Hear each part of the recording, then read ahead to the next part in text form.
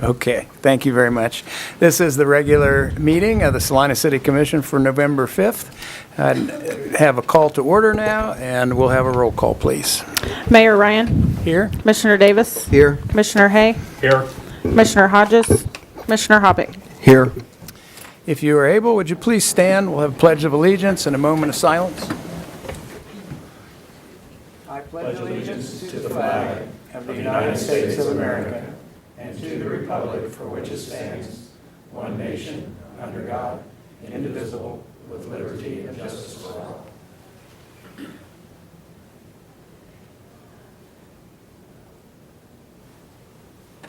Thank you very much.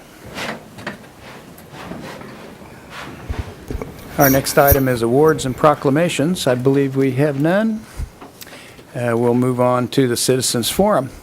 Citizens Forum is an opportunity for anybody that would like to address the Commission on any item that is not on the agenda. If you have something for us, would you please come forward? Norman Reynolds, Salina, Kansas. People seem to take the veterans for granted. Next Sunday is Veterans Day. Were you going to announce anything about it today? Because next Monday you won't be here. If it wasn't for us veterans, you might be speaking German or Japanese.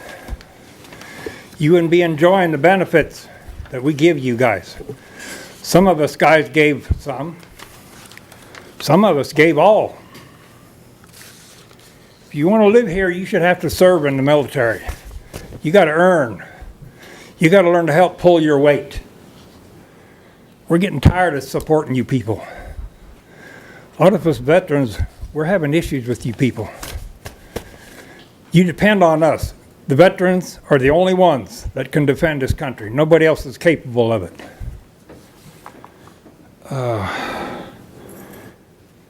I've had a chief of police quote to me, and I quote, "We don't owe you veterans anything." Yes, he did. It wasn't your chief of police. It's another city. So I think you should be acknowledging us. Thank you very much for your comments. We appreciate what every veteran has done for American ideals. And I would point out that there will be a ceremony at the Gypsum Hill Cemetery to commemorate the founders of Salina and the veterans on Veterans Day, or the regular Veterans Day Monday, next week. So I forgot part. Oh, go ahead. Lieutenant Colonel Hal Moore stated in 1965, they asked us, why did we do it? He said, we didn't do it for the flag. We didn't do it for Mom. We didn't do it for apple pie. We do it for ourselves. That's the part I was referring to. You should have to pull your own weight. But that's a direct quote from Lieutenant Colonel Hal Moore. He retired as a lieutenant general. He just passed away here this year. So I wanted to bring that up. Yeah, I wanted to bring that in about Lieutenant Colonel Hal Moore. Thank you. Anyone else that would like to address the commission? If not, we'll move on to public hearings and items scheduled for a certain time. 5.1. Item 5.1, public hearing and report on petition number 4393, requesting the vacation of a portion of a 10-foot wide north-south platted alley located south of Elm Street between North Santa Fe Avenue and North 5th Street in the original town of Salina, Saline County, Kansas. 5.1A, first reading, ordinance number 18-10985. Mr. Andrews has a staff report. Thank you, Mayor and Commissioners. This is a petition to vacate what's left of a 10-foot wide north-south platted alley that extends south of Elm Street. And that alley, as it exists today, extends underneath one of the buildings of the H.D. Lee Mercantile Company. And it's not clear why at the time, but in 1896, the City Commission approved an ordinance that authorized the building to be built across the alley. And so the alley is still in place with the building over it. And the current owner, Lee Development LLC, has submitted this petition requesting the vacation of this portion of alley so that Lee Development will have full title of the property to convey to the future redevelopers. Having the city of Salina still owning a 10-foot strip under the building is an impediment on the title. Lee Development LLC owns both property on both sides of the alley, and the property ownership would revert back to Lee Development LLC. There are no utilities in this alley, and this is kind of a cleanup item where we think the attached ordinance vacating the north 75 feet of that alley should be approved on first reading today, with second reading occurring in 2 weeks. I'd be happy to address any questions. Any questions for Mr. Andrews? Thank you. Thank you. Is anyone from the public that would like to address this item? We'll bring it back up here for further discussion or action. Any comments, commissioners, or would somebody like to make a motion? Mayor Ryan, I move we approve ordinance number 18-10985. Second. Been moved and seconded. All those in favor say aye. Aye. Any opposed? That item will pass 4-0. 5.2. Item 5.2, public hearing and report on petition number 4394, requesting the vacation of a 20-foot wide east-west alley extending between North Santa Fe Avenue and North 5th Street in the original town of Salina, Saline County, Kansas. 5.2A, first reading ordinance number 18-10986. Mr. Andrews. Thank you, Mayor and Commissioners. This is related, also part of the Lee Buildings redevelopment project. In 1903, there was a vacation of the segment of the north-south easement, and the Lee Hardware Company at the time dedicated a 20-foot east-west alley to connect between 5th Street and Santa Fe and to provide access to the south side of the hardware building complex. We have a proposal now to redevelop the Lee buildings into residential housing. There's a plan to construct a surface parking lot in the southeast corner of the property, and the developer wishes to incorporate part of this alleyway into the parking lot that they wish to construct. So this petition has been filed to vacate that as far as public ownership goes and have the ownership revert back to private hands. There are utilities within that area, and so we're recommending that a utility easement be retained, but this would allow the strip to revert to private ownership subject to an easement for existing utilities. So the attached ordinance would vacate 250 feet of east-west alley between 5th Street and Santa Fe. And if that's approved on first reading at this meeting, second reading would be held in 2 weeks. Questions for Mr. Andrews? And in that vacation, you will mention that the utility easement states, or will there be a separate document for that? The ordinance that you have in front of you, the 10986, has a provision there that retains the 20-foot strip as a utility easement. Okay.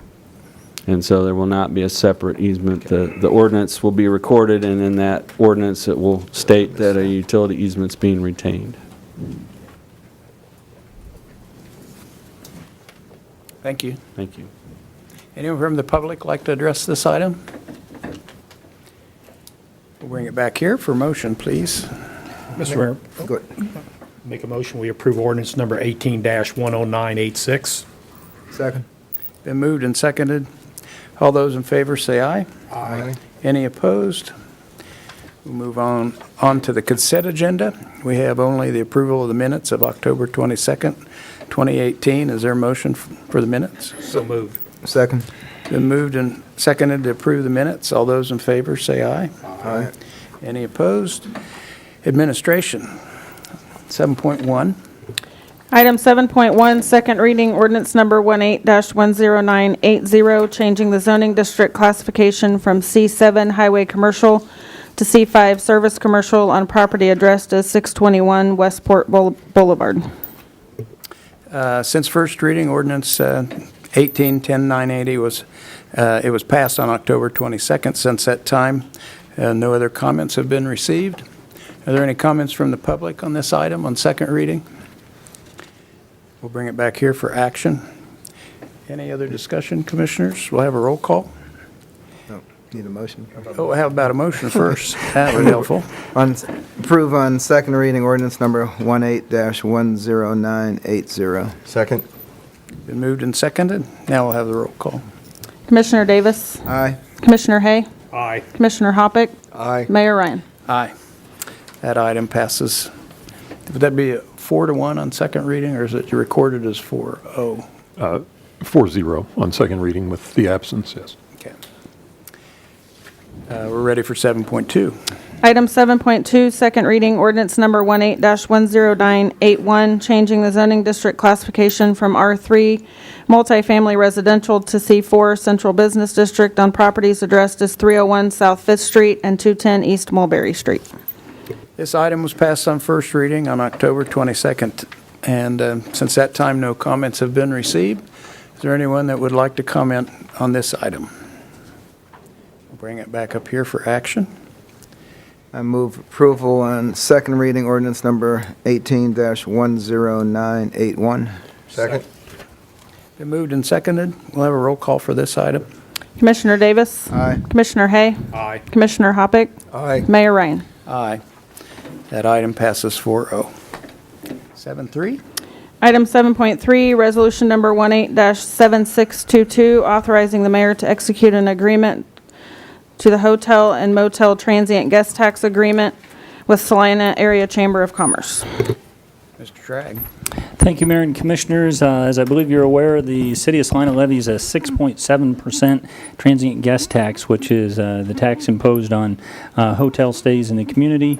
And we have a long-standing agreement with the Chamber of Commerce about the distribution of those funds. So 3% of that 6.7 it goes to the City of Salina for our benefit. 3% goes to the Chamber of Commerce Convention and Tourism Division. 0.5% of that transient guest tax is dedicated to what we call Convention and Tourism Cultural Grant Program, and another 0.2% of that is dedicated to marketing the Tony's Pizza Event Center, Kenwood Park, and Oakdale Park. And so, as I mentioned, that's been a long-standing agreement, and it applies to the transient guest taxes collected citywide.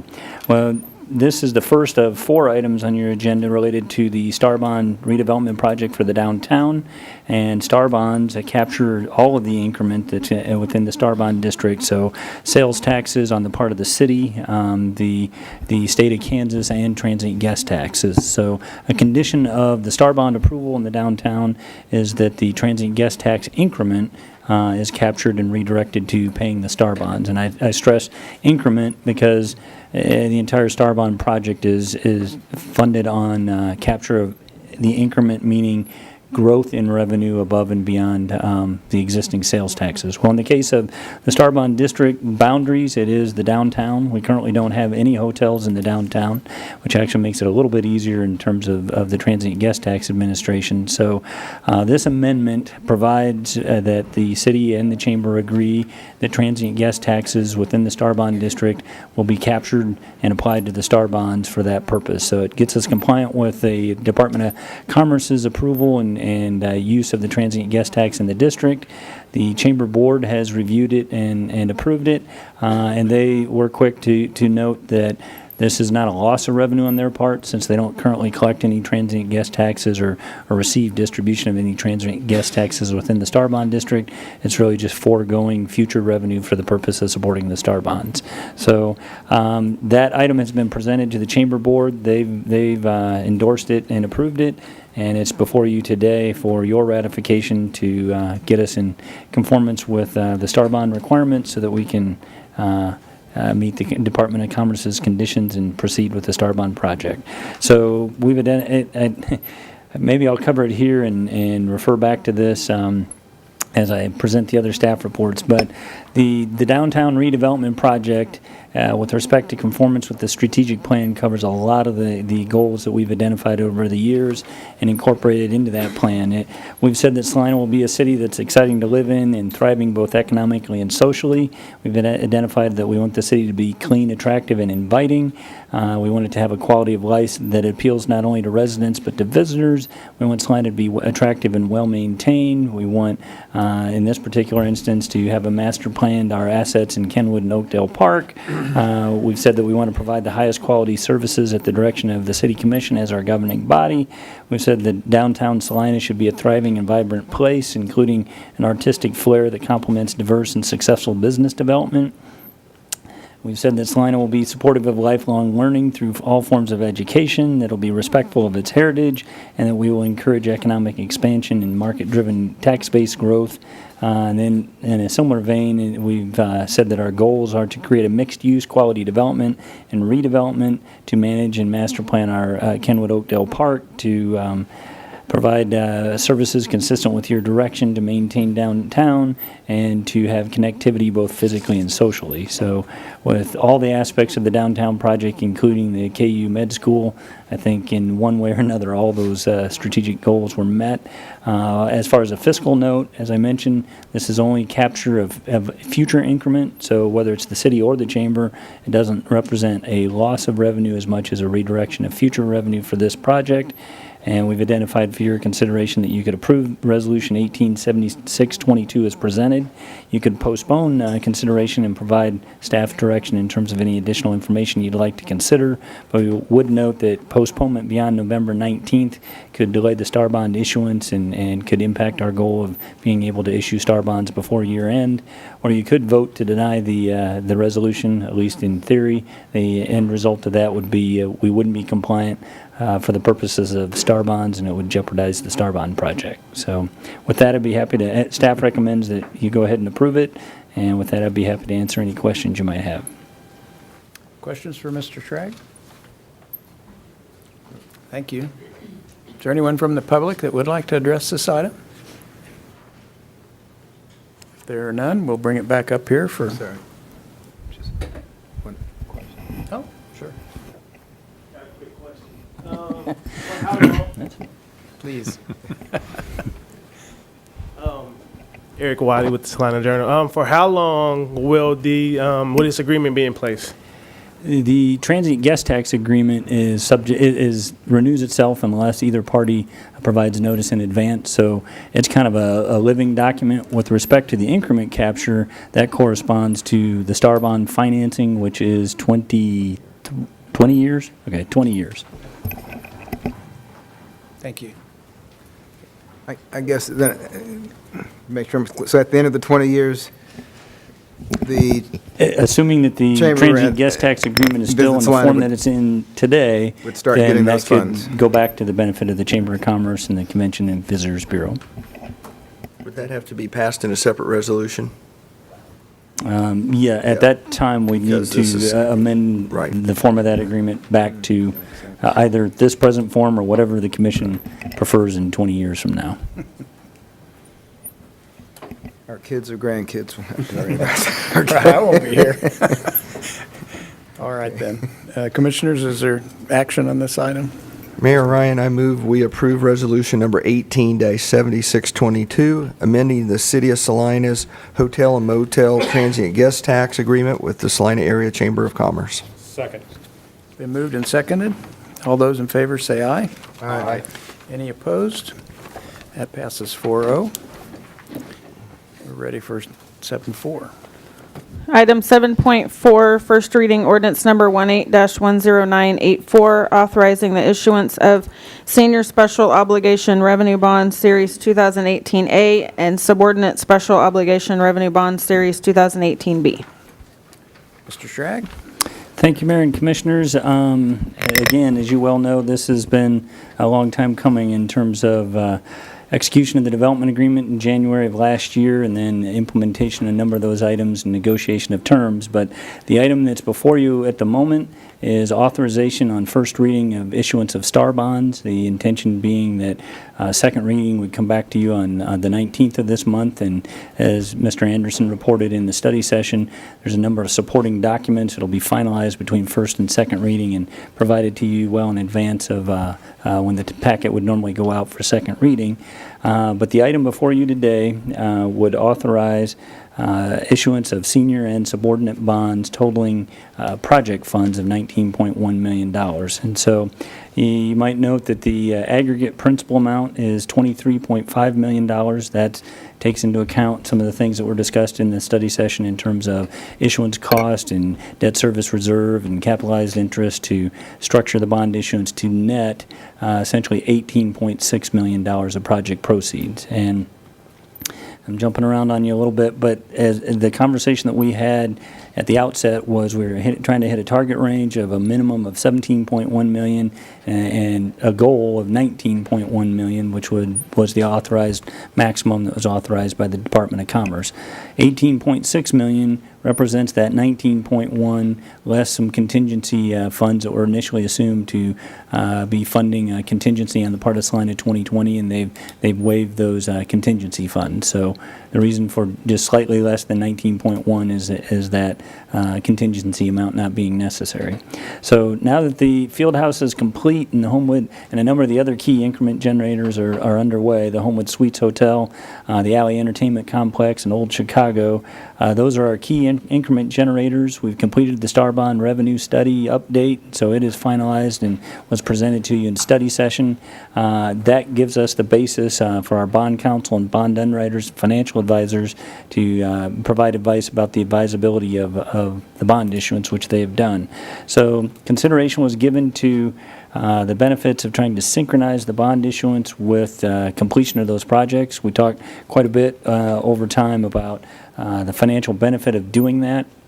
And I just want to acknowledge that this issuance would accelerate the issuance of the Star Bonds before the end of this calendar year, and it would be in advance of completion of some of those key increment generators. And there's three considerations that factored into that and ultimately were the basis of the recommendation we received to issue the bonds before year end. One of those was just the Federal Reserve's approach towards interest rates and the likelihood that interest rates will increase over time. The other one, and you've heard this for quite a while, is just a speculation, if not fear, about what the upcoming legislative session might do with Star Bonds. There's been enough conversation about them that we can't be certain that they will continue in their present form without some type of alteration that might impact our Star Bond issuance. And then the other thing that is more of a foregone conclusion is the primaries and resulted in. We know that we're going to have a new administration in some form, whether it's Republican, Democrat, or Independent, we don't know, but we know it will be a change in administration, which likely brings with it a change in the Secretary of Commerce, and their approval is needed one last time before we can issue Star Bonds. And so the decision was made that we should at least pursue the possibility of Star Bond issuance before year end. At the time that we did that, we knew that we'd need to finalize the feasibility study and the bond sizing and projections, and we've done that, and we, I believe, come to you with good news in that regard. So in preparation for that, city staff and our legal counsel and the rest of our advisors did our due diligence in collaboration with Salina 2020, and a tentative bond structure has been identified, as I mentioned, for a $23.5 million total issuance and an 18.6 project fund net. And I want to call to your attention the highlighted portions of my staff report as it relates to the original terms of the development agreement that was approved in January of last year. It indicated that the city will make best efforts to issue Star Bonds in an amount which results in 19.1 of proceeds, and that we'd try to maximize the availability of Star Bonds, that we would minimize the need for backing with an annual appropriation obligation, and that we agree to diligently pursue issues until the full authorized amount of Star Bonds has been funded. And went on to say that in the event any portion of the Star Bonds cannot be sold upon terms which are commercially reasonable, we shall develop a financing plan for the portion of the Star Bonds that cannot be sold as unenhanced Star Bonds, and shall net a minimum of $17.1 million in proceeds. The point there is we committed to a minimum of Star Bond sizing of 17.1, and we committed to backing those bonds if it was commercially reasonable to do so. So that was a very deliberate decision back in January. There was considerable discussion about the risk assessment and the rest that might be involved with that issuance. So we made a very informed decision when we entered into that development agreement. Well, today we find ourselves in a situation where the bonds can be sold without the need for city backing of any kind. We're able to maximize the bond issuance size to 18.6, and with the help of our bond underwriters, we have been able to identify a structure that issues senior bonds as well as a subordinate bond issue, and Blue Beacon has indicated a willingness to purchase the subordinate bond issue. And as a result of that, we are able to issue without backing, and all that risk that we talked about on the front end, we don't have to assume. We haven't had to staff through and do our due diligence on commercial reasonableness, and we just find ourselves in a much more favorable position as it relates to any risk associated with that bond issuance. So if need be, people that are subject matter experts on this can speak to you about the structure of the senior bonds and subordinate bonds, but suffice it to say, at the point that we go to the market, that's when we'll know the interest rate and we can finally size that senior bond issuance. That senior bond sizing will then indicate what's necessary in the way of an amount of subordinate bonds to total the amount that we need it to, and the subordinate bonds are just that. The senior bonds get paid first, and the subordinate bonds take a back seat to those senior bonds, and the buyers know that that's the risk they're taking. I've mentioned that that's been made possible by Blue Beacon. I would also point out that it's very common for the subordinate bonds to have a premium interest rate on them. In this particular instance, Blue Beacon's indicated a willingness for the interest rate of those subordinate bonds to match the highest interest rate in that senior issue, essentially as if they were some of the more senior or last to be paid off bonds. That is, in my estimation, purchasing those at a discount to the city's benefit versus paying a premium, us having to pay a premium interest rate. So I don't know that I would have told you that that's where we would end up when we started into this project, but it feels pretty good to be here right now. Again, I won't go over the conformance with the strategic plan other than to say it hits the vast majority of our strategic plan goals that we've identified over the years. With respect to the fiscal note, a key concept with increment financing, whether that's tax increment financing or star bond financing, is that increment capture. In either case, a baseline is established, and then new tax revenue in excess of the base is what can be captured for an eligible purpose and applied to the project. In the case of star bonds, we capture not only the city's sales tax, but our portion of the county sales tax, which we receive an annual distribution of county sales tax based on our property tax effort. And so we would redirect our portion of that. We would also redirect the state sales tax that's captured within the district and the transient guest tax. So in the staff report, I provided you a breakdown of, based on the feasibility study that's been done and the assumptions that go into that in terms of project performance and transient guest tax versus sales tax, I provided you a distribution of what's contributing to being able to pay these star bonds.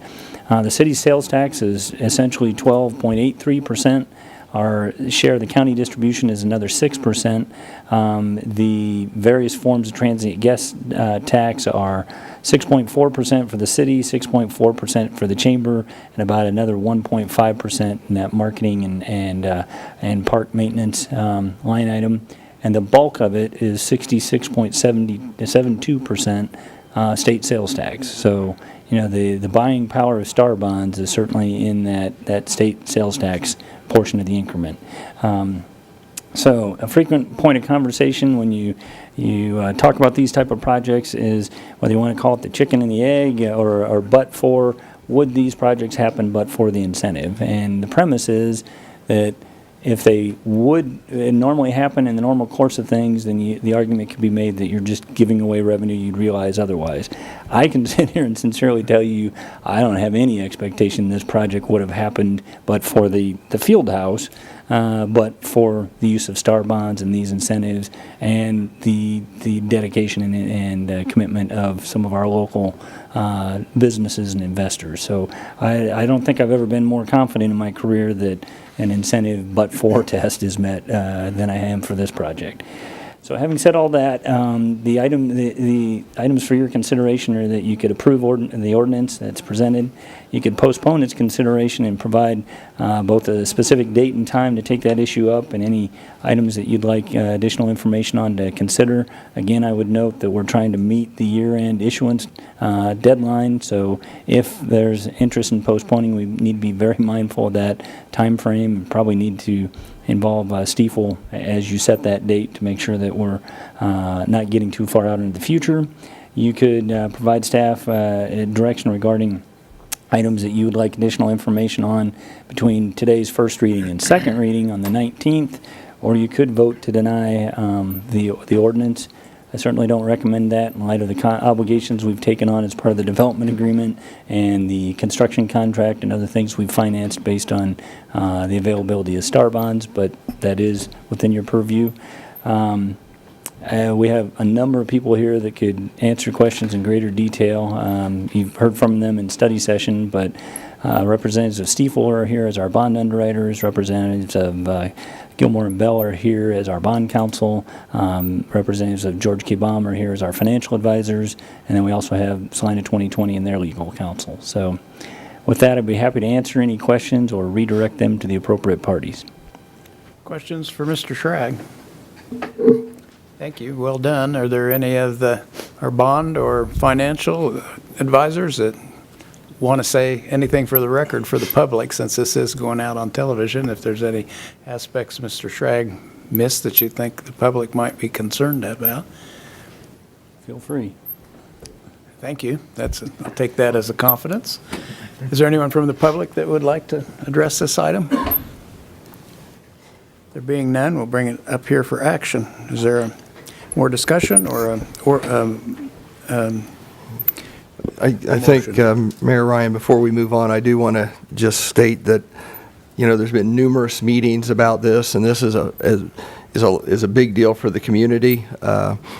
We just had an hour-and-a-half study session where we got a lot of information that we're not sharing, that we could go over again, but we feel real comfortable with where we're at. I do want to thank all the parties involved. As I said earlier, this is by far the most complicated endeavor this community has ever taken. There's been a lot of moving parts and a lot of people that have worked hard to make this happen. A special shout out to Interim City Manager Mike Scragg also, who's put a lot of extra hours in to make this happen. Thank you for the 2020 group for their vision. And most of all, and I hope the community understands this, that a big thank you to Blue Beacon for stepping up and buying these subordinate bonds. And what that means is that there's zero risk to the community. And so I think that's makes this conversation we're having today a lot easier. And again, couldn't say thank you loud enough or long enough to what they've done. So I would just echo that for the creativity and the diligence and the generosity that have been shown as brought this deal together. And Mr. Schrag, I don't think we could have trusted any other interim to see this through because of the detail and the complexity of it. So thank you very much for everything you've done. Thank you. I was going to hold my comments till after you voted, but it's in the same vein as your comments. Roger Edgar, somewhere in the conversation, added the descriptor of this being a generational project, and I think that is a really accurate description. And I've told Salina 2020 or more so Blue Beacon representatives, and Trace Walker and Guy Walker in particular, that I'm not sure this community fully appreciates what we're doing here. I can tell you, city managers and other communities in my career, looking at other communities, and you try to watch successes in other communities and get a sense of what they're doing and try to learn from that and bring it to your own community. And I know just from going to conferences, there are people watching us, literally seeking us out, asking, how did you do that? And the honest answer is, Jason deserves, previous city manager Jason Gage deserves a lot of credit for being willing to staff this through and take some of the risks. But the honest answer is we had the good fortune of having Blue Beacon and these gentlemen in our community, and our primary job was just not to screw it up. to keep up with them, to get the deal done, to get the paperwork done, to keep it on track, and try to keep up with their vision. And if you would have asked me over my career whether I ever would have had a project like this, I probably would have told you no. So it is exceptional. Is there a motion? It's nice to have feel-good moments, and continuing that, I move that we approve on first reading ordinance number 18-10984. Second. Been moved and seconded. All those in favor say aye. Aye. Any opposed? That will pass 4-0. 7.5. Item 7.5, resolution number 18-7623, authorizing the mayor to execute a second amendment to the development agreement with Salina 2020 Incorporated. Mr. Schrag. Thank you, Mayor and Commissioners. We covered this in study session as well, but back in January of last year, we did our best to anticipate how things may transpire with respect to this project, and prioritized expenditures of city reimbursement, and then the use of those funds that the city received to reallocate to certain projects, as well as then prioritized allocation to identified projects such as the Stiefel and the Car Museum and the Alley Project and the hotel and streetscape. Now that we're at the tail end of this project and we know where the key increment generators stand in terms of construction and completion and the bond sizing, the distribution of those funds is somewhat being controlled. I hate to use the term dictated to us by the bond underwriters, but we need to be mindful of not getting those funds ahead of completion of the projects. And so we've been asked to consider an escrow approach that distributes some funds essentially at closing and escrows about $10 million of those funds until the hotel, which is the primary project increment generator, is completed near the end of next year. So because of that, it was necessary to renegotiate the terms of the development agreement and kind of reprioritize the distribution of those funds, taking into account the escrow of the funds and the release of those funds. So it's fairly complicated, but I would direct you to page 4 of my staff report. And kind of in the center of that page is a table that identifies the completion dates of the various projects.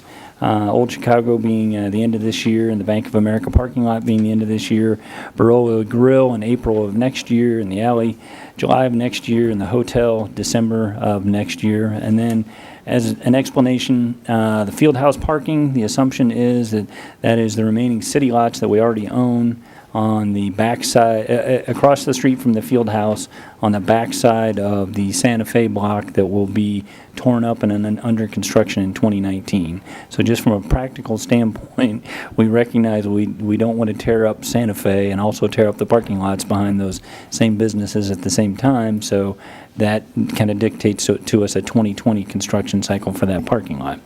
So then, taking into account all of that, we tried to put together a distribution of the funds made available at closing of $950,000 for the Stiefel and the hotel, and $357,000 for the Car Museum. That is different than initially assumed, but that allows the Stiefel, we think, to continue to proceed with planning and be ready to take their projects on at the point the remaining funds are released from escrow. Kind of the same approach for the Car Museum. I believe they've made an acquisition already, and that would recoup their cost for acquisition. It would get us the $4.7 million of field house funding that we have debt financed and reimburse us for that and allow us to pay off that debt. And then the remainder of that $10 million distribution would be distributed as you see there. The remainder of the $2 million that we committed to the Stiefel would be distributed. Field house parking funds could be distributed. Land planning was estimated at $200,000, and it's coming in at $183,000 essentially. The hotel's always been entitled to $492,000. The Car Museum would get the remainder of their distribution, and then streetscape funds, that remaining $2 million that was always kind of in question, depending on whether we could do a full bond issuance, could be distributed. So the development agreement that you have before you has been reviewed, and there's been quite a bit of due diligence on the part of the attorney for Salina 2020, our bond counsel. I've they were very patient with me in walking me through kind of what they call the waterfall of funds being distributed and redistributed, and I've confirmed that I can keep up with that math. And it really doesn't change the total allocation to any of those projects. It changes the timing to match up with the escrow of the funds and when they'd be released. I won't go over the strategic plan items. They are the same as before. In terms of the fiscal note, as I said, it doesn't change the amount of funds being distributed to any of the projects, with the exception of that smaller amount of land planning does create a little bit more funds distributed to the city for streetscape. And again, you've got a resolution before you. You could approve it. You could postpone it, being aware of the sensitivity of the year-end target date. You could vote to deny it, which could call into question the Star Bond project, and staff recommends approval as it's been presented to you this evening. If you have questions about the distribution of those funds, I think that's going to need to be a team effort with Gary Anderson and Bob Johnson and myself. Questions? Nope. There are none. Is there anyone from the public that would like to address this item? Bring it back here for action. Mayor Ryan, I move we approve resolution number 18-7623, authorizing the mayor to execute a second amendment to the development agreement with Salina 2020, Inc. Second. Been moved and seconded. All those in favor say aye. Aye. Any opposed? That passes 4-0. We'll move to 7.6. Item 7.6, resolution number 18-7624, authorizing the mayor to execute a first amendment to the Lighthouse Properties 3 Incorporated transferee agreement. Mr. Schrag. Thank you again, Mayor and Commissioners. This also relates to the Star Bond project. Lighthouse Properties are the developer of the Homewood Suites in the downtown. And as we discussed in the study session, at the outset, we had some best guesses about the timeline. And as the projects have played themselves out, we've realized just timing differences and changes. Andy Pfister with Development Strategies pointed out that as part of their finalization of the revenue study, they took into account revised timelines, including I guess you could say a delayed completion date of the hotel project. So this item that's before you is amending the transferee agreement. I'm sorry, I should back up. You may also recall we had the development agreement and the terms of that development agreement between the city and the master developer, and that anticipated transferring some of those rights and obligations to what we call transferees on a project-by-project basis. So we entered into a transferee agreement with Lighthouse Properties as it related to the hotel project, and it specified a completion date that this would amend in terms of setting that completion date back to match the known timing of the project at this point. I want to be sure to point out that we had quite a bit of conversation about whether this action was even necessary on your part, and I'm not prepared to say that it is. The development agreement had language in it that talked about enforced delays and extensions of times of performance, and specifically called out that, and I want to make sure I find this wording back, but specifically called out that causes beyond the control or without the fault of the party claiming an extension, which in this case would be Lighthouse Properties, are eligible for an extension. So we could, and as staff, I think I could recommend to you that there were delays that were outside of the control of Lighthouse Properties as it related to not only our utilities cutting through the site, but gas and electric utilities. The only reason that we brought it to you is now's an opportunity to formalize that rather than have to have this conversation a year and 2 months from now. And while it's fresh in everyone's mind, this is kind of a way to err on the side of caution, formalize our concurrence that the completion date is set back, and I would remind you that altered date is taken into account in terms of the feasibility study projections and the bond sizing, so it doesn't really have a financial impact on the project at this point. So that's a long way of saying that we're acknowledging delays outside of the control of the developer and amending the transferee agreement to reset a completion date to match their anticipated completion date at this time. Again, in conformance with the strategic plan, there's a whole litany of goals that it meets. With respect to the fiscal note, since the feasibility study and bond sizing already take this into account, there's no fiscal impact associated to the city with this item. And your options would be to approve the resolution, postpone it, or vote to deny it. In the event that you vote to deny it, that probably puts the ball back in the court of staff and our legal counsel to confirm that the development agreement already provides for that extension by right. It doesn't necessarily mean that their completion date would be denied.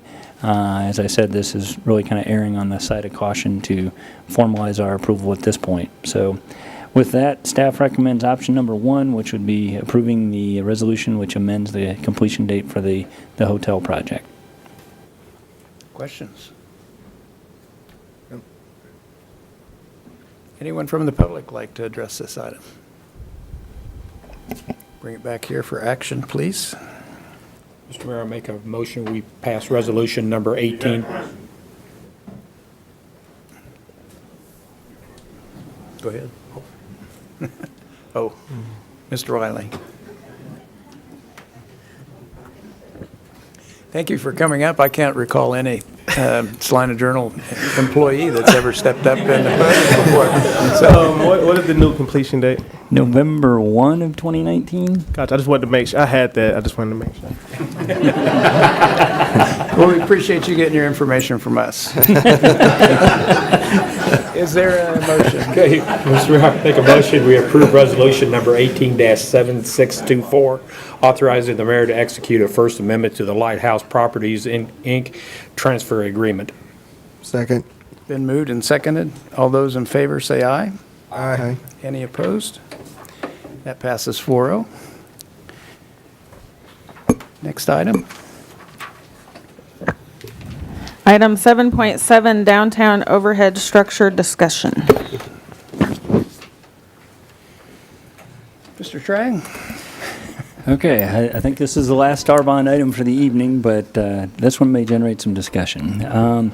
As you know, we've had conversations for a while now about the streetscape design and what we're calling the overhead structures. And so as part of the initial design, Salina 2020 contracted with Oshner, Hare & Hare to do streetscape design, and it proposed 4 overhead structures. As you know, we've historically had 3 overhead structures in the downtown. It replaced those 3 and added 1 in the block from Ash to Elm. And so that was included in, that was the result of kind of a public input process that I'll touch on here in a little bit, but it was factored into the streetscape design that was part of the development agreement that was negotiated and executed. And so, you know, as we negotiated that development agreement, there was a $17.1 million plan and there was a $19.1 million plan, and that $2 million difference was up in the air as to whether the city had received $2 million for that additional $2 million for streetscape funding, depending on which bond size was possible. So those designs were exhibits to the development agreement, and throughout the project, both alternatives included 4 overhead structures. As part of the project, the contract was awarded on, as part of the Downtown Streetscape Project Award on March of this year. Staff committed to working with the contractor to investigate possible cost savings and brought that back to you for your consideration earlier this year. And so we altered the panel design, and we altered the construction of the support post at an estimated cost of $122,000.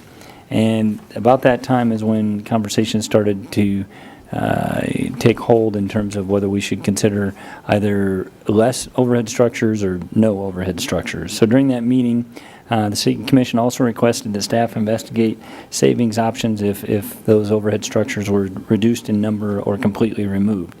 Now, we'd already awarded the contract to Smoky Hill at that time, and so they rightfully proceeded with fabrication, and so it's not a one-for-one savings. Jim Kowach and his staff worked with Smoky Hill quite a bit to look at the bids and try to figure out what cost savings might be realized. I know they've gone out and reviewed the status of the fabrication and coordinated with Smoky Hill, and they've estimated that a reduction of 2 structures could realize a savings of about $415,000 at this point.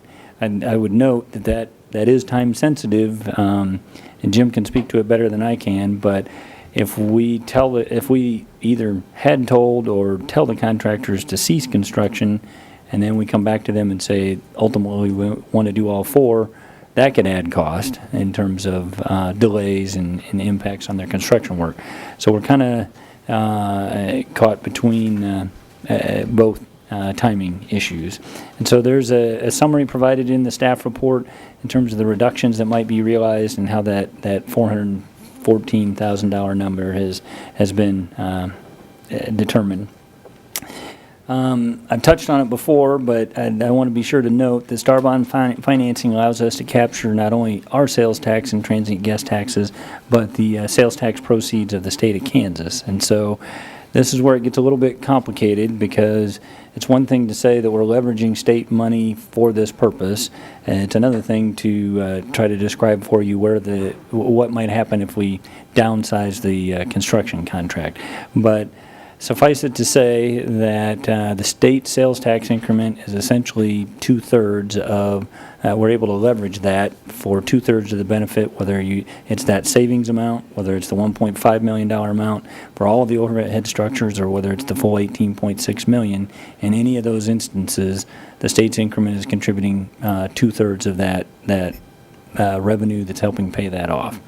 I would note that in my report, I was a little up in the air at the time as to how the cost savings might come back to the city if we downsize the construction project. I've been able to staff that through with the help of Aaron Martin and Jim Kowach right up to this meeting. And as part of the development agreement, we committed to a $12.1 million streetscape project in conjunction with a $19.1 million Star Bond project. So part of my concern was whether, if we realized a savings, whether that would require us to downsize the bond sizing. If it did, then we're only seeing 1/3 of that cost savings. The other question is whether it necessitates the need to renegotiate and amend the development agreement. We're able to confirm that even with this cost savings, our total project streetscape construction cost, including design, would exceed that $12.1 million. So what I'm telling you this evening that may be more in greater detail and a little different from what you saw in the staff report is, if you should choose to downsize the project in some fashion, whatever that savings is, that full amount would accrue to the benefit of the city of Salina. So, we're leveraging Star Bond increment by maximizing the Star Bond issuance at a rate of 2/3 state and 1/3 combination of us and transient guest tax. That's on the upside. If we chose to dial it back and realize some savings, that savings would ultimately result in the city issuing less bonds for our remaining share of the streetscape project, because Star Bonds don't fully fund the entirety of the streetscape project. We're still left having made a commitment for part of that. And I can already see on your faces I'm generating some questions. I'll be happy to try to answer those when the time comes. But so we've discussed the possibility of reducing the scope of the overhead structures. I would point out to you that as part of the attachment, staff has provided a summary in kind of a PowerPoint slide form of all of the public consideration of the streetscape design in some fashion or another. If you total up all those dates by way of public meetings and city commission actions, that's 18 times. Now, some of those were very directly targeted at streetscape public input. There was a survey component of that, and some of those were the development agreement in general, which included streetscape provisions as kind of an ancillary part of that conversation. But just in terms of what Ochsner, Hare, and Hare did in terms of their study, there's 1, 2, 3. There's 3 public meetings. There's 3 study sessions and 2 online surveys. So that's 3, 6, 9, 11 of those 18 are pretty directly targeted at the streetscape and getting public input on the streetscape.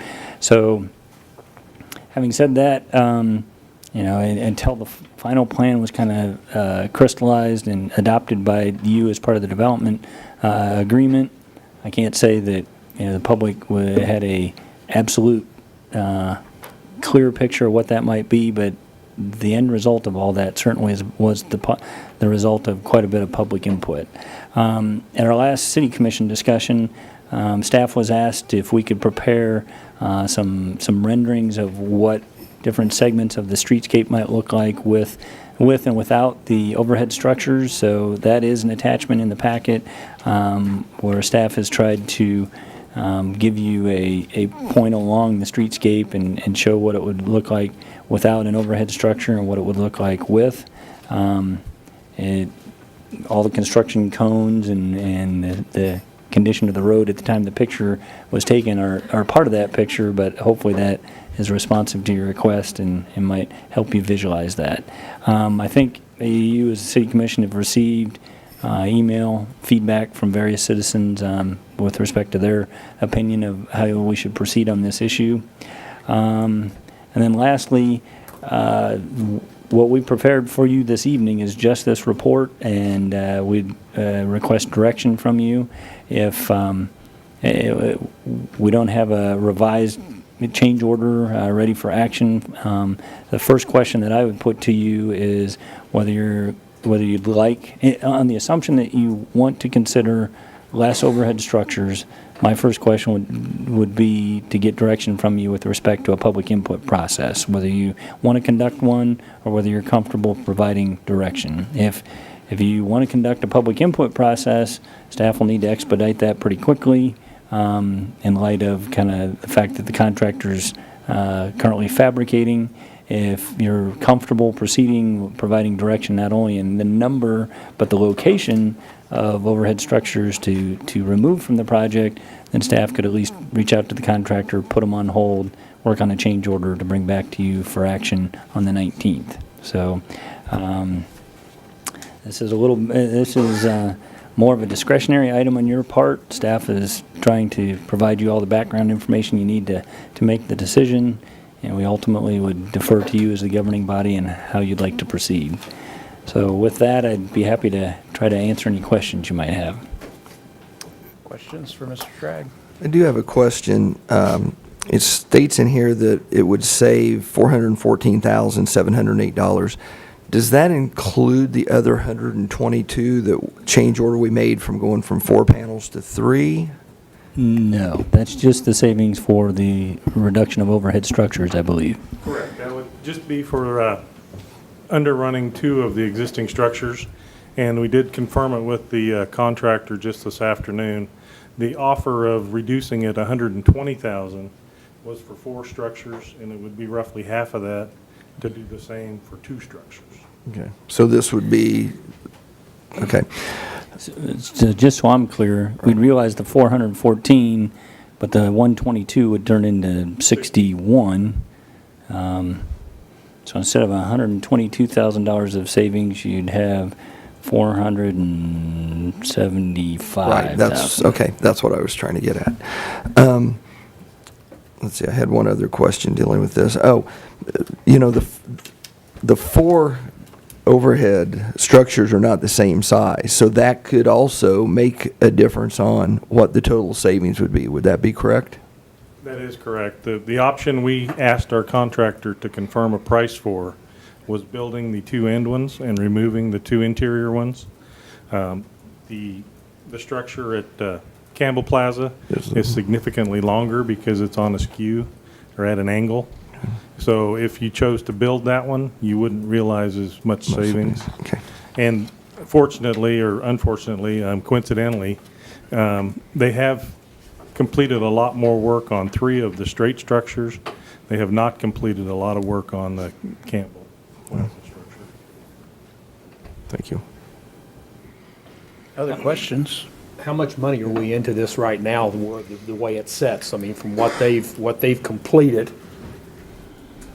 They haven't completed anything. It's all under construction, but we've spent over $500,000.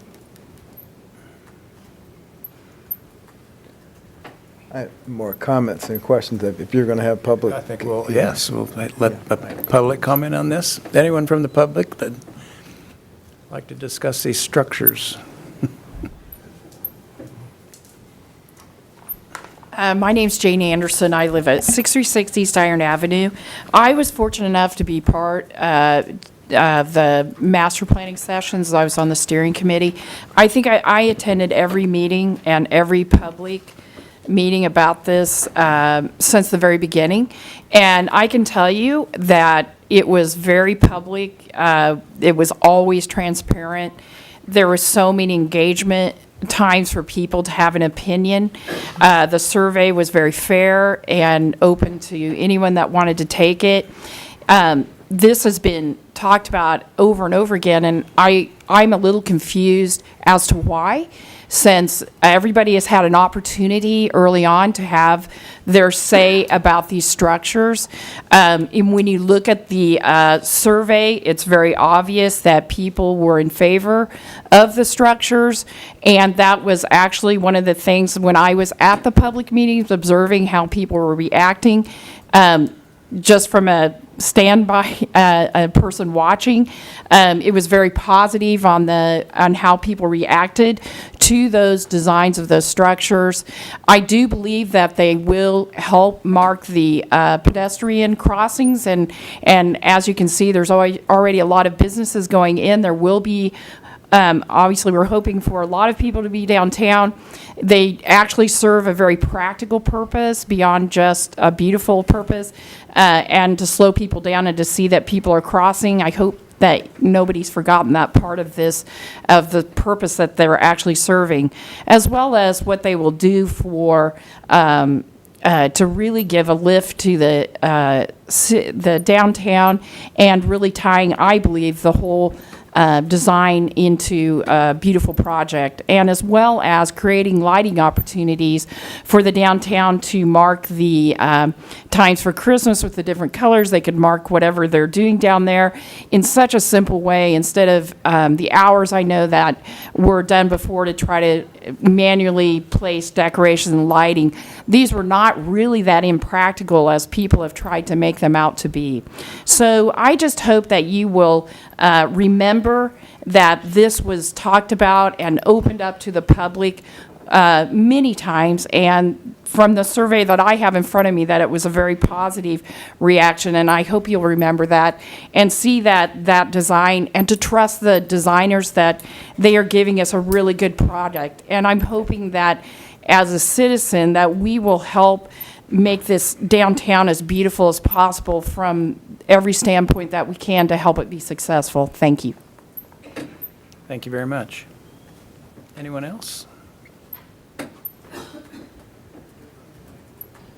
Joan Ratzlaff, Salina. I want to say I agree with everything that Jane said. I was one of the citizens that participated in those open meetings, and it was very, very positive, very optimistic. I felt that the designs that were presented it was attractive on the overhead structures. But I don't recall ever seeing the no structure option, and so that wasn't visually presented as far as I remember. And it's something that I've been interested in. I tried to be involved and supportive and participating actively. Again, it was very positive, and I appreciate all of the work that staff and consultants put into it. It's really nice. But I think that we not seeing that visual representation of what it would look like without them is why we're still talking about it today. I had the pleasure of spending a good part of the day in McPherson last week on Main Street. They don't have any overhead structures. I was doing some shopping after I did some business. I could look down the street and I could see the business names on their facades. That helped me to find a store that I wanted to go into. so that I was able to walk a block or two, and I didn't have anything impeding my view. It was attractive storefronts, very much like our own downtown on Santa Fe. And so I was kind of struck by that. The other thing, the reason that I'm making a comment today as a citizen is the sticker shock. The idea, we are borrowing a lot of money already. And yes, those crosswalks certainly would serve a practical purpose. But being a fiscal conservative, I would rather say, and I hate that we've already invested in it to this point, but I would rather say, well, let's get the hard stuff done, the streets and everything, which is wonderful, and let's add this thing later, because we don't really need it, and it's a lot of money. So I think it would look better, and we can see our business names better without them. And it's a lot of money right now to borrow more right now when we're already borrowing so much. What I would like for you to do is to just vote to halt it right now and, take it up at a later time when we're paid up a little bit. Thank you. Thank you. Others that would like to comment on this?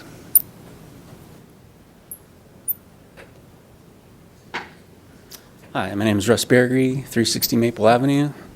I would like to ask that you consider eliminating all structures, not only for cost savings, but to preserve the unobstructed view of the storefronts. Thank you.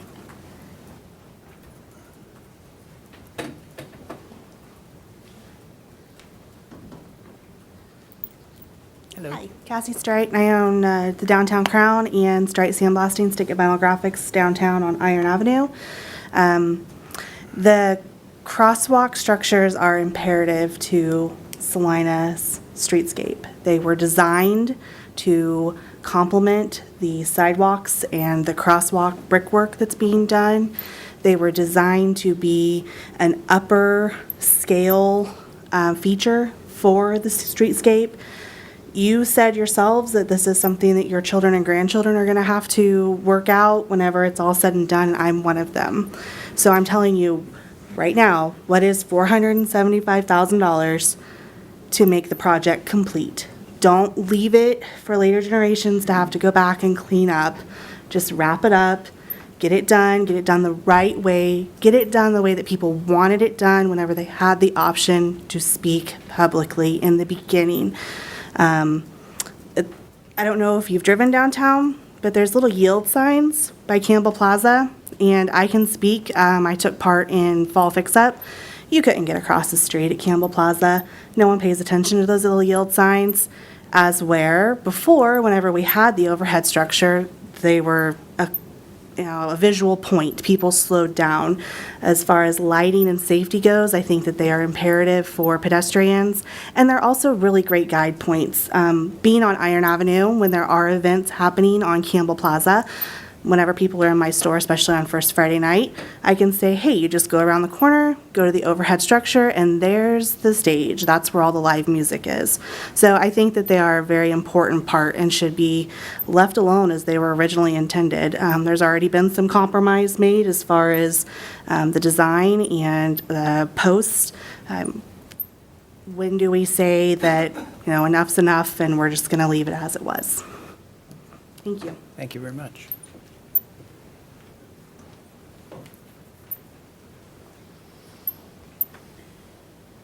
Yes, sir.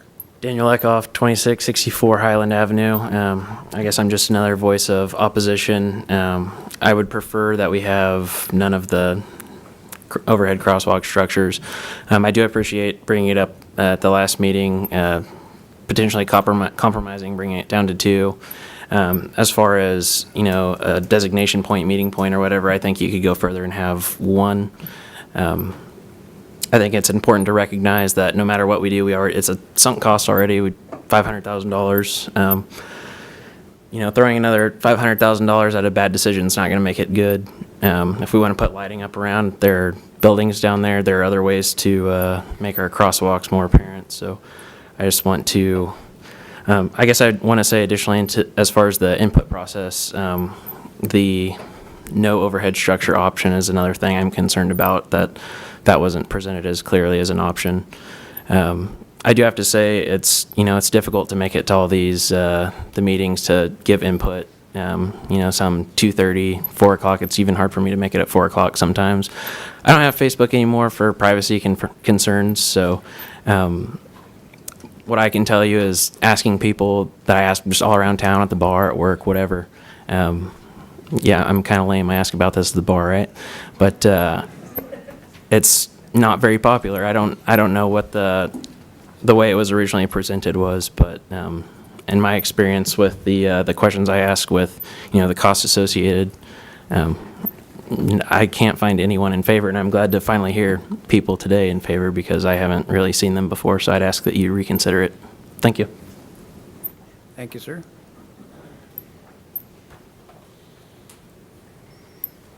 Larry Bunker, 821 Highland Avenue, business downtown. I'm on the SDI board. I've been at many of these meetings that everybody keeps talking about. It was discussed. There was a small percentage of people that didn't want anything. It was talked about having no structures. There was, as people have repeatedly said, and I'm not going to repeat it, that there was lots of discussion about it. People had opinions on both sides. We hashed them out. We talked. The structures are, in my opinion, needed.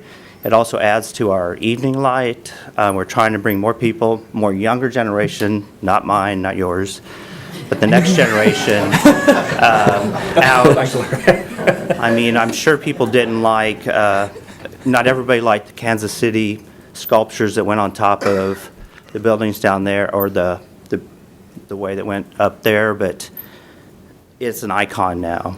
The arch in St. Louis, it's an icon now. It was money spent, but it's made them stand out.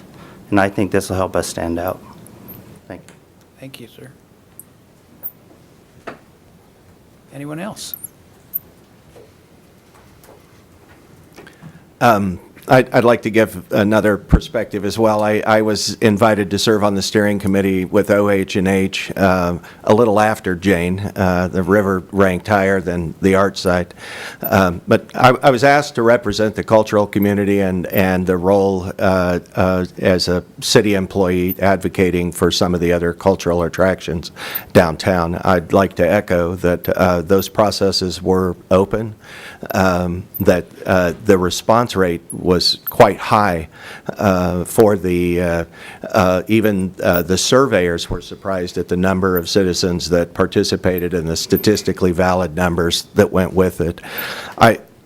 Since you have printouts in your packet, and there are differences maybe of opinion or perception, but I'd like to point out not the aesthetic value so much as the functional.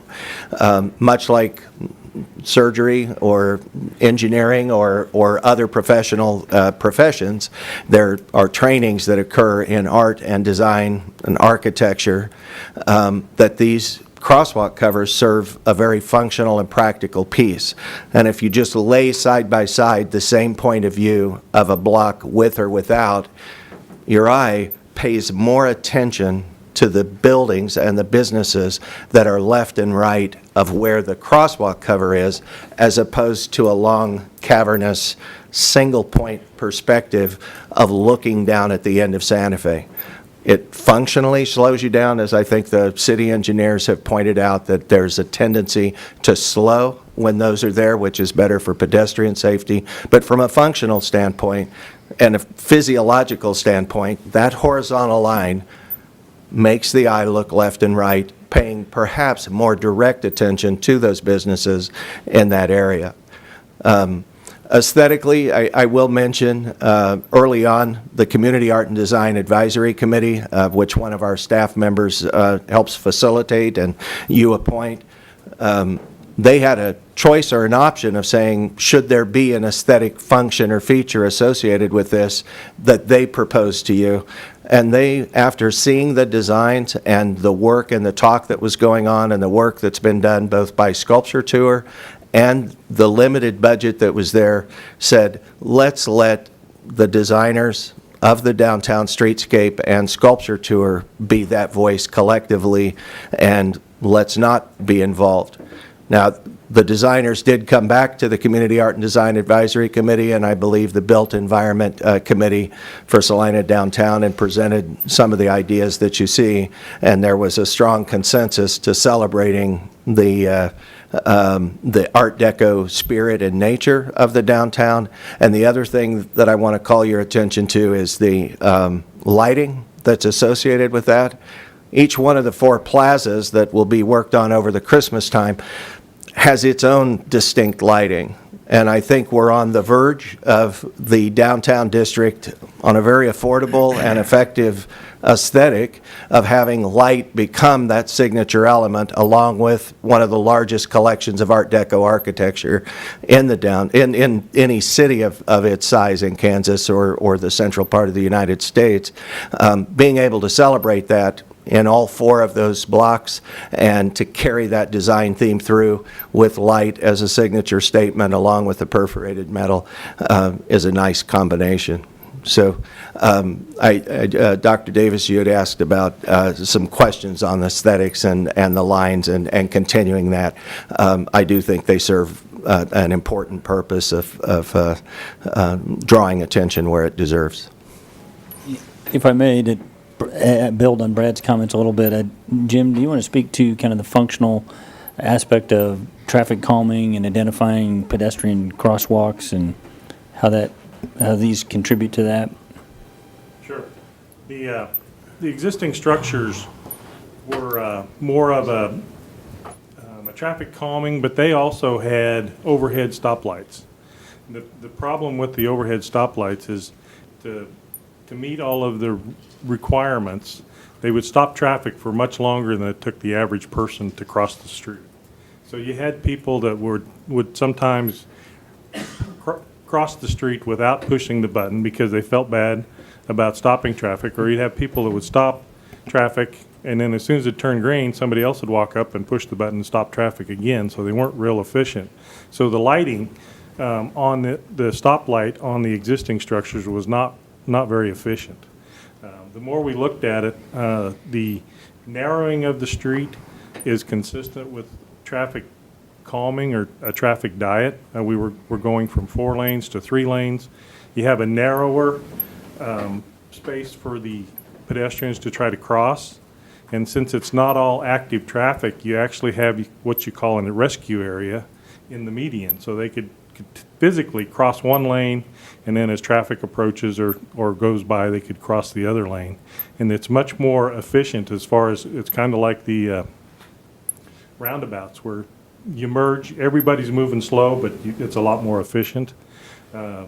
We chose not to put signals on the new overhead structures. They're not going to provide you any protection from the elements. They are a physical marker for the plazas, and also to mark the area where the roadway is narrower to try to encourage people to cross the street. It slows traffic down. In addition to having those, we plan on putting the pedestrian crossing or yield to pedestrian signs, much like we have down at Martinelli's right now. And that's been extremely popular with folks as well. Answer any other questions you might have about it. Thank you. Anyone else from the public that wants to address this?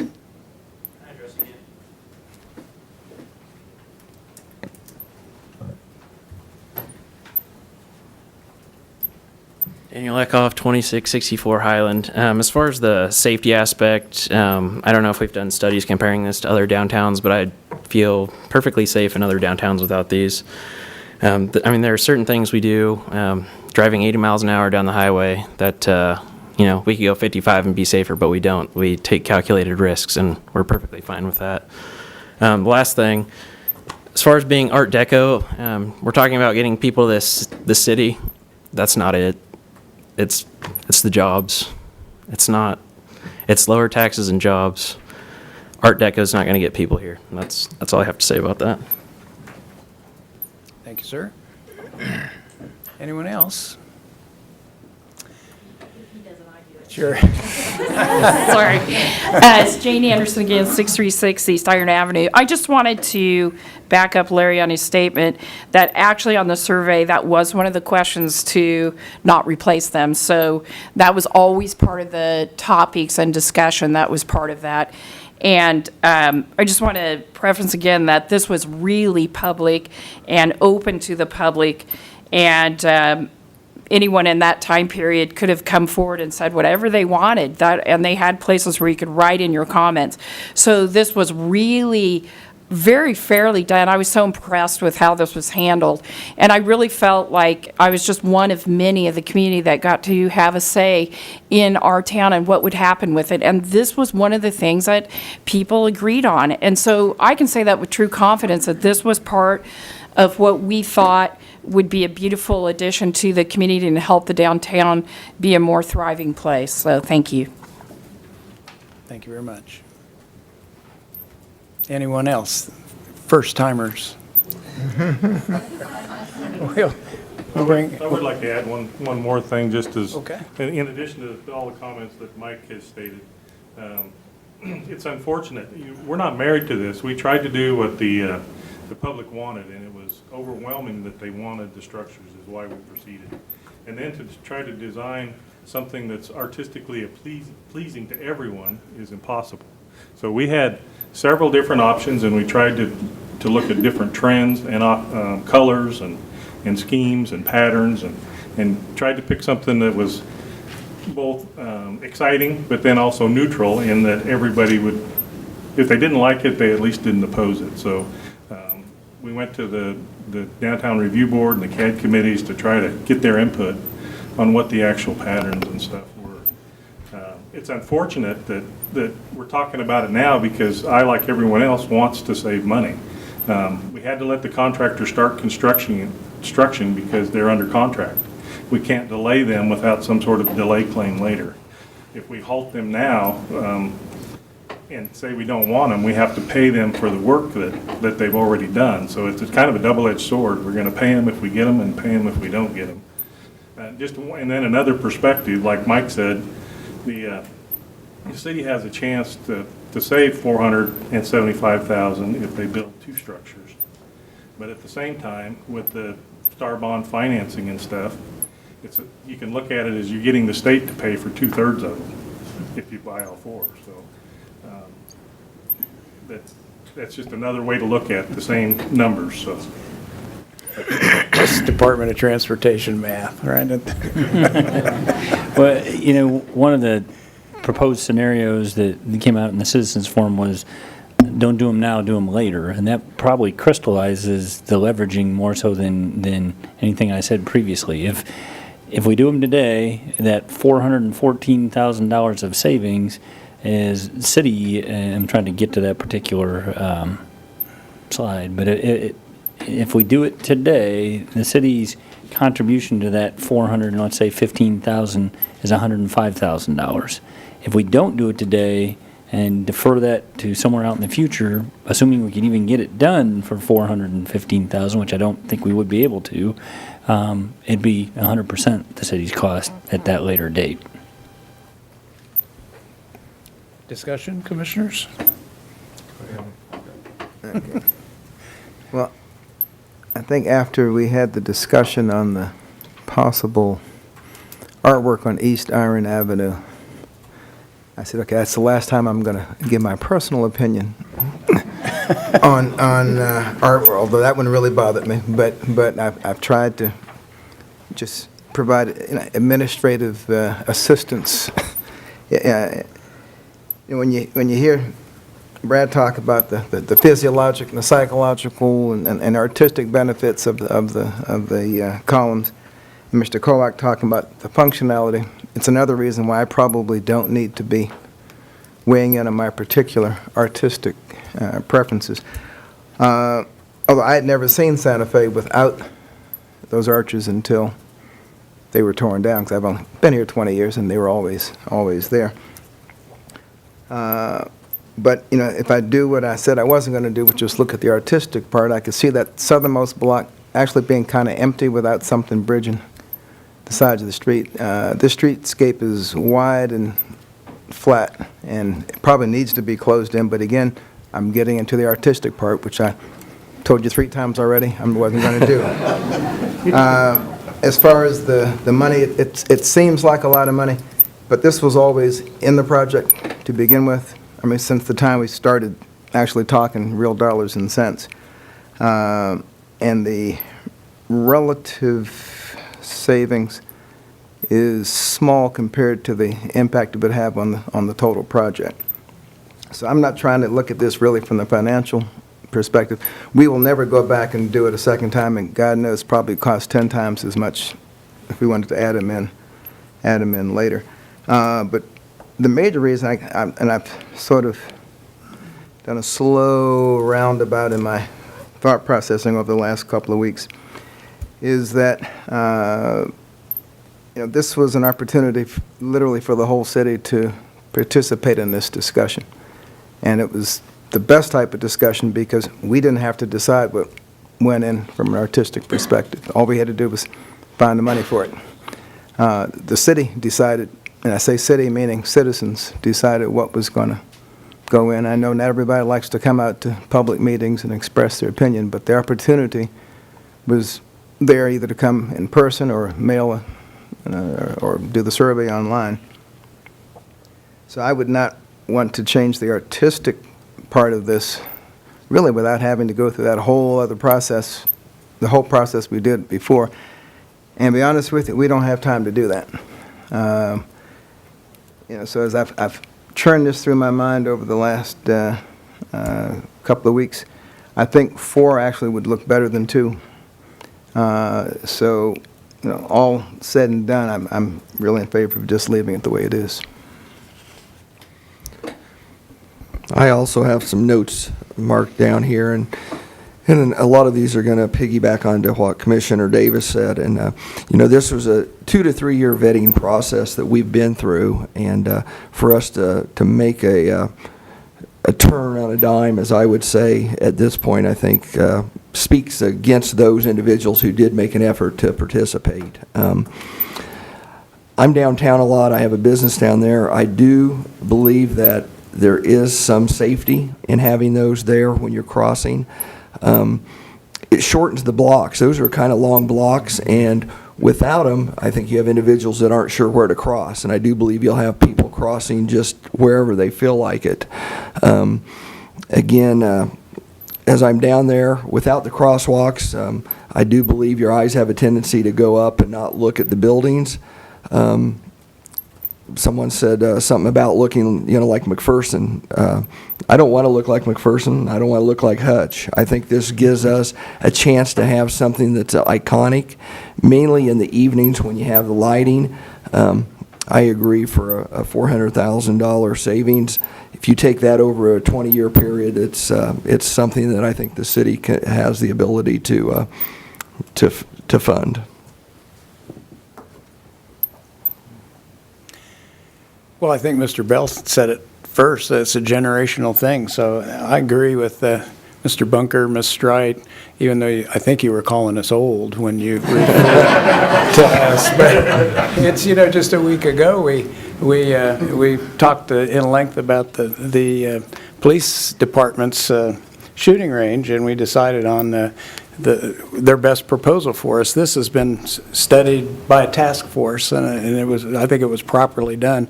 So I agreed with the aesthetics. I agreed with the manner in which we drew the plan, and I'm pleased to hear the safety concerns that are addressed. So I think we ought to stay with the 4 structures as well.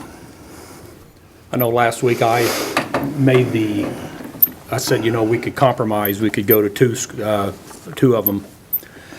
Since that time, between the emails and the phone calls I've gotten on both sides, and the people for this forum and the people against them, and looking at the survey that was taken,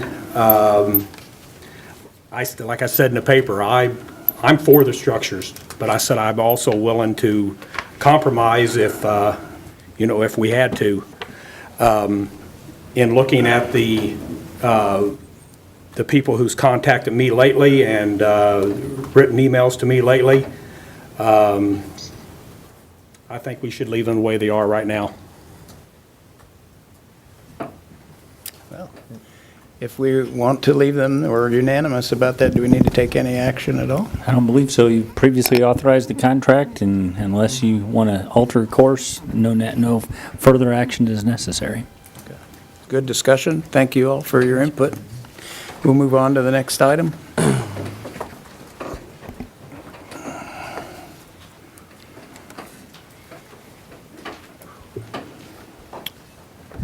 Item 7.8, authorized sale of general obligation internal improvement bonds, Series 2018-A, general obligation refunding bonds, Series 2016B, and temporary notes, Series 2018-2.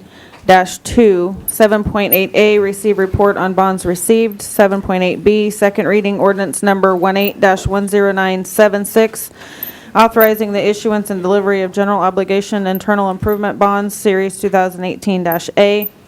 7.8C, resolution number 18-7617, prescribing the form and details of and authorizing the delivery of general obligation internal improvement bonds, Series 2018-A. And 7.9D, resolution number 18-7618, authorizing and directing the sale and delivery of general obligation temporary notes, Series 2018-2. Thank you. I'm glad I didn't have to recite all that. Ms. Pack? Me too. Thank you, Mr. Mayor and Commissioners. As you recall, back on October 22nd, you adopted Resolution 18-7613, which authorized offering for public sale of bonds and temporary notes using a parameters approach, where the mayor or vice mayor was authorized to formally award the bonds and temporary notes to the best bidder that met the parameters that were set forth in that resolution. I won't go back through all of those. I will say that in the sale that we had on November 1st, all those parameters were met. Also, we had the city's AA3 rating was confirmed by Moody's Investor Services prior to the date of the sale. The bonds that we did sell on November 1st will retire the city's temporary note series 2018-1 maturing on December 1st, 2018, which was financed for the River Trail and Grand Prairie 2 benefit districts. The bonds will also fund reimbursement to the Salina Airport Authority for the Beechcraft Road project. As I mentioned, the bonds were sold on November 1st. There were 5 bids ranging from 3.19 to 3.52%. The bid was awarded to Bernardi Securities, Inc., who offered a true cost interest rate of 3.19% and a premium of a little over $71,000. With the premium, we were able to resize the issuance of the total bonds to $2,090,000. The last bond will mature in this series on October 1st, 2033, which helped meet all of our criteria. The temporary notes will be issued to partially finance the downtown streetscape and the police training center. The notes that were also sold on the first, we had 4 bids ranging from 2.4348 to 2.54%. Oppenheimer was awarded the bid at a rate of 2.4348 with a small premium. Since this is a temporary financing, the city has additional costs to incur on the streetscape project. The premium, as well as a significant savings of about $76,000 on the underwriter's costs, were added to the issuance and applied to the streetscape project. Due to this change, the resolution that you had earlier in your packets has been changed. On page 1, the project amount for the streetscape will be $8,521,270.79.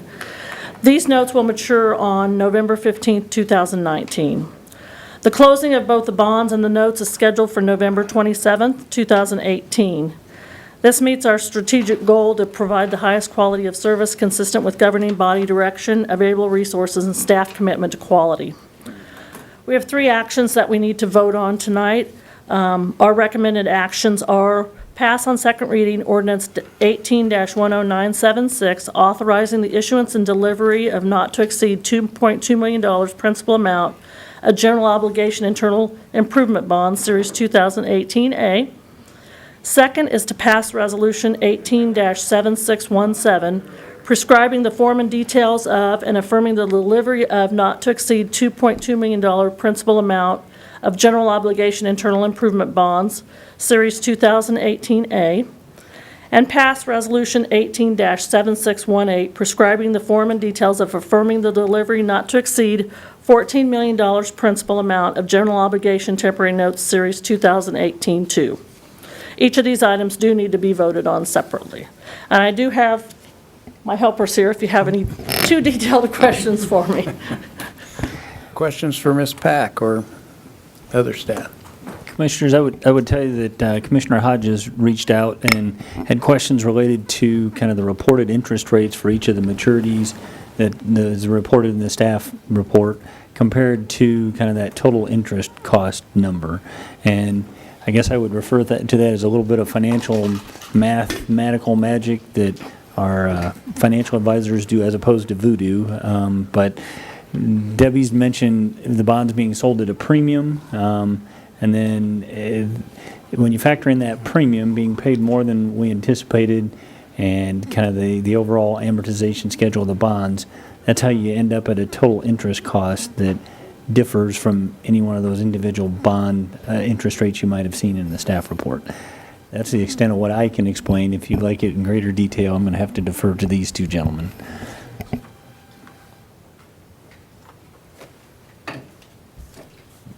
If there are no questions, we'll offer this to the public for comment, then we'll take action on the separate items. Anyone from the public like to weigh in on this item?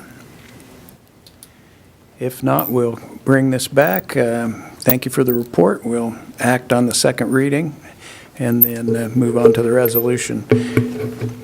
Any further discussion on the second reading? I believe we had no input on that since first reading. Is there a motion? I move to pass on second reading ordinance number 18-10976. Second. Can we have a roll call there, please? Commissioner Davis? Aye. Commissioner Hay? Aye. Commissioner Hoppick? Aye. Mayor Ryan? Aye. It passes 4-0. Resolution number 187617. Mayor Ryan, I move we pass resolution number 18-7617. Second. Been moved and seconded. All those in favor, say aye. Aye. Any opposed? That item passes 4-0. Leaves us with 7-8D. Mayor Ryan, I move we pass resolution number 18-7618. Second. Been moved and seconded. All those in favor, say aye. Aye. Any opposed? That's 4-0. 7.9.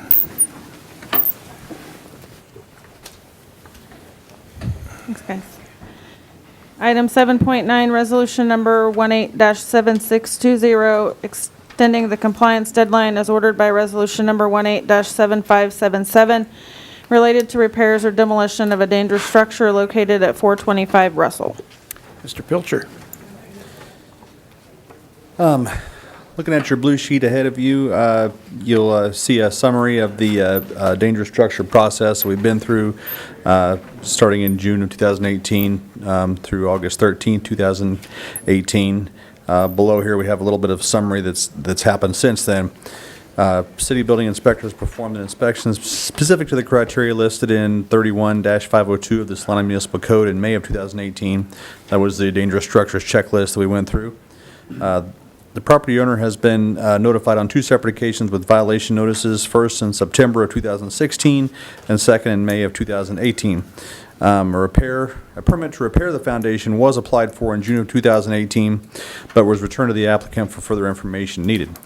The applicant submitted the required information and a permit was issued for the replacement of the foundation at 425 Russell on August 13, 2018, with the following condition. As a result of the inspections performed by the City of Salina, it has been determined that the foundation for this house is not repairable. It is, if repair is an option that the owner of the property chooses, then the city will require engineered specifications for the repairs prepared by a licensed engineer and is registered with the state of Kansas prior to the commencement of any foundation work. Otherwise, it is required that the foundation be completely replaced to meet current City of Salina codes. City staff has yet to receive any engineered repair documents. Staff performed a site visit on October 29, 2018, and did not appear that any work had begun on the foundation. The property owner is requesting extension on the deadline in order to complete the repair or replacement of the foundation. Staff has identified the following alternatives for the City Commission's consideration. Approve Resolution 187620, setting a compliance deadline agreed upon by Mr. Sunram and the Commission for substantial completion of demolition or repairs, and authorizing staff to proceed with demolition if the owner fails to comply. Number 2, to deny the request for an extension and direct Resolution 187577, adopted on July 16th, 2018, be enforced. Staff recommends option 1 with a deadline extension of not more than 60 days. I believe the property owner is here to discuss this matter as well. Okay. Mr. Surnett? 60 days, I believe we would be fine getting that done within the next 60 days. We started last week, so. Okay. So you've provided staff with the engineering requests that they had? New foundation. Yeah. Okay. And even foreseen weather, you still think 60 days is? Yeah. Even if the weather gets bad? Yeah. Okay, No thank problem. you. Is there anyone that would like to address this from the public? Can we bring it back up here for action? Mayor Ryan, I move we approve resolution number 18-7620, setting a compliance deadline agreement with Mr. Surnam. Second. And that was to extend the extension? Extend it Do we for need a 60 date? days, yes.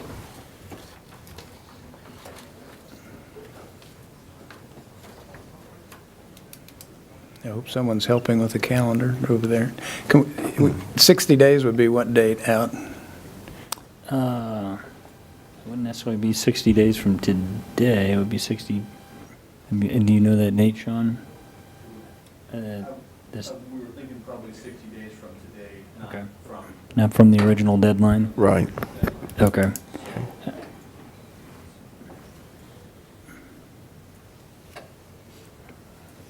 January 7th would be the next Monday. I mean, the 5th is on a Saturday, January 5th. Agreeable to the motion maker? Yes, that's fine. And the second? Yes. All right. Motion is to extend the deadline for 60 days. All those in favor say aye. Aye. Any opposed? We'll pass that 4-0. Thank you. Where are we now? 7:10. Item 710, resolution number 18-7619, providing for the advisability and authorizing improvements in Pheasant Ridge Addition Number 3, Phase 2. Mr. Stack? Thank you, Mayor and Commissioners. This is a petition from TWI, Todd Welsh, for an extension to the Pheasant Ridge subdivision. It was last approved, I guess, to proceed to this next step on October 1st, 10/1, so October 1st, so that we've basically following the policy and moving on down the path to building the next subdivision. And the petition's been signed. Majority of the property is able to sign for it, and he owns the majority of the property. I guess the infrastructure costs are approximately $585,000 with all the different fees and bonding costs, such that the per lot cost would be $34,429.15. So it's a decent size assessment for a lot. It's not as high as we've seen, but it's not as low as we've seen either. So the petition, everything's been prepared by Wayne Nelson of my staff with the help of bond counsel. The resolution, the feasibility report, the petition, and the waiver of assessment proceedings for certain things that need to be in the project. So we've tried to comply with what they've had us do so far. So I would sure entertain questions. This is 100%, he's asking for 100% specials. So no 75-25 or no 80-20. That has been somewhat amended in the last time we reviewed the policy. The factors are still here. We review the factors and look at A lot of the factors that were looked at on 10-1 with Dean's blue sheet. Dean Andrew presented how much impact of the city, how many lots do we have, what are the proposed ranges of housing, all those things have been looked at. So at this point, we seem like we're past that to the point of the 100% specials, and here's the costs, and we're presenting those documents to you today, so I would stand for questions. Questions for Mr. Stack? There were no concerns with the, I don't want to call them qualifiers for the specials, but there are no topics that fell out. Not that I know of, from the last time. It's a fairly basic, it's a T subdivision, so it's a street and a cul-de-sac and a small pond, some sewer and water extensions. It's pretty basic. 17 lots, I believe. And that is 100%, and then there's a 20% guarantee, correct? Correct. Is what you're- Financial guarantee, yes, that's correct. Yeah. As a little bit of additional background, and I had, with staff's assistance, refresh my own memory, but back in May of this year, you amended our policy to no longer have that table and criteria attached to the housing study in terms of cost allocations of 80-20, 75-25, and specifically indicated that residential subdivisions would not be required to provide that level of matching. And so I actually was the one that gave the report at that time and noted the fact that we're continuing to require the developers to provide detail about price point and construction and staff to do a comparison of vacant lots and similar developments in the community and life cycle costs of the improvements, just for your consideration as the city commission. But without that being a criteria directly attached to percentages, that's more of an advisability question for you of whether you as a governing body think it's advisable to proceed with special assessments. So with respect to this project, that information was reported out back on October 1st when you authorized staff to prepare this feasibility study. So. Thank you for pointing that out, because I took, that same action, to help me decide on an all or none basis. It either fit or it didn't fit, and if it fit, I'd just as soon do 100%. If it didn't fit, then not do it at all. Right. But any reason why how much higher than the surrounding? Well, I know they're different time. They are, and periods. this was kind of a unique area because the first to the west of this Pheasant Ridge number 2 had some other market. I'm not sure what kind of other funding, but it helped to offset some of the infrastructure costs. We actually received a HUD and an grant EPA grant that helped buy down the cost of the infrastructure, Correct. which had the effect of essentially subsidizing the special assessments for those lots. And of course, those are they've sold quickly. They're gone. They're sold out. So these will be a much higher percentage of the total cost of the lot and or the house. Clearly the cost per lot for the special assessment over the 15 years is higher in this case. Yes.